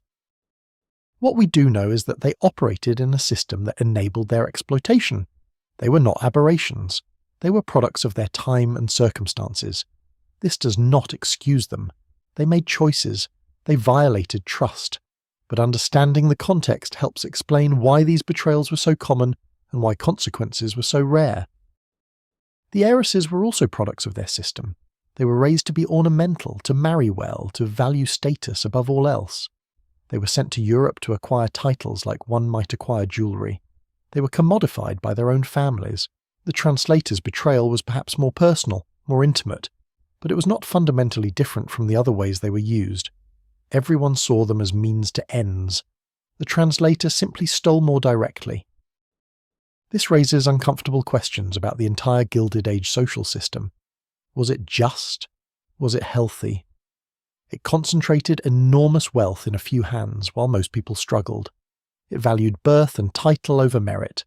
It treated women as property to be traded between families. It prioritized appearance over authenticity. The translator's dishonesty was a symptom of a larger sickness. She exploited vulnerable young women because the system created vulnerable young women and rewarded those who could profit from them. The transatlantic marriages that the translators facilitated often failed. The American heiresses found themselves isolated in foreign countries, married to men who often viewed them with contempt, separated from their families, trapped in loveless relationships. Some found happiness despite the odds, many did not. The translator's role in arranging these marriages was morally complicated. She facilitated matches that brought wealth to impoverished families and titles to wealthy Americans. But she also helped create situations where young women were trapped in unhappy lives, and she profited personally from these arrangements. The broader lesson is about systems that create vulnerability and then enable exploitation. The Gilded Age social system created a class of young women who were wealthy but powerless, privileged but vulnerable. It sent them into unfamiliar territory without adequate protection. It made them dependent on intermediaries who had their own agendas. The system invited exploitation. The translators simply accepted the invitation. This pattern is not unique to the Gilded Age or to translators. Anywhere there are vulnerable people and power imbalances, there will be exploitation. Anywhere trust is necessary, trust can be betrayed. The specific details change, but the structure remains. Someone in a position of authority or knowledge uses that position to extract value from someone weaker or more naive. The victim is blamed for being foolish enough to trust. The perpetrator escapes consequences.